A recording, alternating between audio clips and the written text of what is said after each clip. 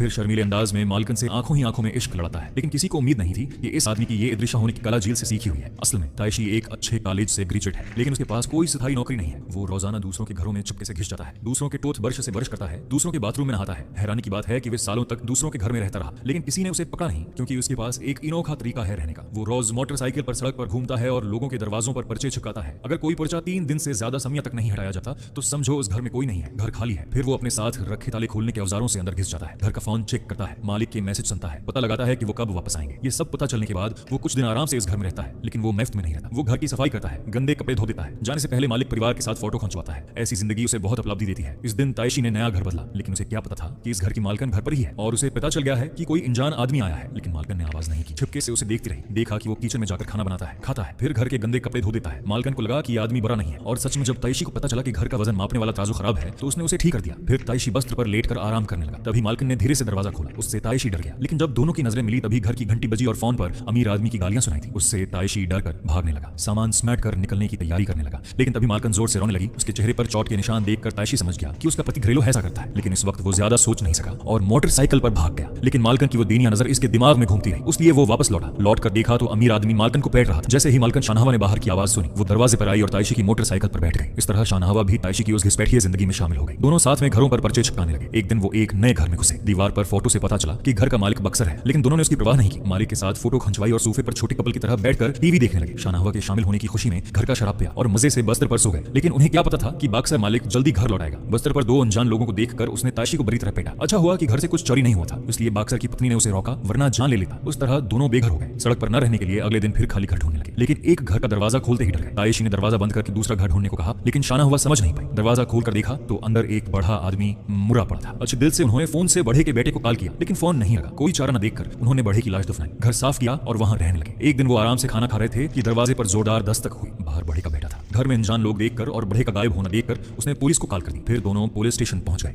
Police ने उनकी camera check किया तो पता चला कि वह पुरानी घुसपैठी है। उसलिए शक हुआ कि उन्होंने बढ़े को मारा है, लेकिन जांच से पता चला कि बढ़ा कैंसर से मारा था। और भी हैरानी की बात, कुछ महीने पहले शाहनहवा को लापता घोषित किया गया था। शाहनहवा का पति पुलिस स्टेशन आया और ताइशी पर अपनी पत्नी को अगवा करने का इल्जाम लगाया। फिर गुस्से में पत्नी को लेकर चला गया। ताइशी को अवैध घुसपैठ के लिए जेल हो गई। जेल में शाहनहवा की याद हमेशा ताइशी के दिमाग में घूमती रही। शाहनहवा से फिर मिलने के लिए ताइशी ने जेल में दृश्य होने की कला सीखनी शुरू की। उस कला में महारत हासिल करने के लिए वो जेल गार्ड के चेक करने के सामने कोने में छुप जाता था। उसे पता था कि इंसान की नजर सिर्फ 180 डिग्री तक होती है। अगर इस रेंज 180 डिग्री तक होती है, अगर इस रेंज में ना आए तो पूरी तरह छुप सकता है। लेकिन गार्ड ने कोने में उसे देख लिया और थप्पड़ मार दिया। फिर भी ताइशी खुश था, क्योंकि उसका अंदाजा सही था। फिर उसने बिना हाथ के चढ़ाई की प्रैक्टिस शुरू की। अगली बार गार्ड आया तो वो फिर छिपने का खेल खेल रहा था। गार्ड गुस्से में अंदर आया, सोचा कोने में होगा, लेकिन ऊपर छिपा था। हालांकि बड़ी तरह पीटा गया, लेकिन ताइशी के चेहरे पर मुस्कान थी, क्योंकि उसकी कला में सुधार हो रहा था। पूरी कला सीखने के लिए वो हाथ फैलाकर हथेलियां घुमाता और एंगल एडजस्ट करता ताकि खुद को न देख सके। इंसान की नजर 180 डिग्री तक होती है, इसलिए विजुअल ब्लाइंड स्पॉट में छपना ही दृश्य होने का राज है। हमेशा छपके से छपना और दूसरे की 180 डिग्री नजर से बचना, उसी से कुछ हद तक उदृश्य हो सकता है। पैरों की प्रैक्टिस भी जरूरी थी। चलते सामने कोई आवाज ना हो। दिन रात प्रैक्टिस से एडवांस लेवल की कला सीख ली।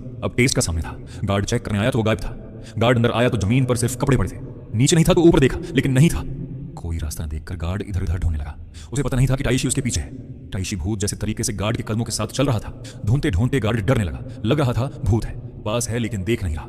लेकिन जल्दी ही उसे गड़र लगी। जमीन पर अचानक एक छाया दिखी जो ताइशी की थी। गार्ड की गालियां और गुस्से के बावजूद ताइशी मुस्कुरा रहा था। गार्ड की बात से उसे आइडिया मिला। उसने हाथ पर आंख बनाई और उसे गार्ड की नजर समझकर प्रैक्टिस की। अब सिर्फ कदम कॉपी नहीं करने थे, बल्कि गार्ड के दिमाग की सोच भी समझनी थी। शरीर और दिमाग दोनों को एक रखकर पूरी तरह गायब होना। लगातार प्रैक्टिस से उसकी कला परफेक्ट हो गई। अब जेल में कहीं नहीं मिलता था। उस बार गार्ड उसे पकड़ पाएगा। गार्ड आया, फिर गायब देखा। गुस्से में अंदर आया, सोचा पीछे होगा, लेकिन नहीं, छाया भी गायब। तभी अचानक हाथ से थप्पड़ पड़ा और ताइशी ने मक्का मारकर गिरा दिया। गार्ड सच में डर गया, जैसे भूत होना देखे ना छो सके। लेकिन भागने से पहले ही ताइशी की सजा पूरी हो गई और रिहा हो गया। लेकिन कहानी खत्म नहीं हुई। बाहर आकर वो अपनी पसंदीदा औरत के घर गया। हालांकि उसका पति था, लेकिन कोई बात नहीं, उसके पास इदृश कला है। चश्मे वाले पति ने सुना तो सोचा पत्नी मान गई और गले लगा लिया। लेकिन वो बात तो ताइशी से कह रही थी। डर गया।